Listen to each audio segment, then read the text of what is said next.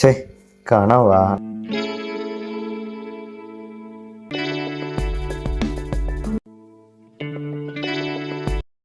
அச்சி கங்க்ராச்சுலேஷன்ஸ்டா.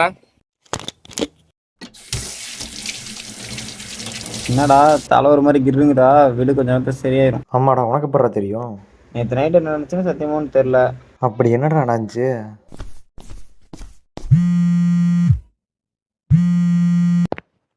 இப்போதான் நான் ரூமுக்கு வந்தேன். சாப்பிட்டு கூப்பிட்டா?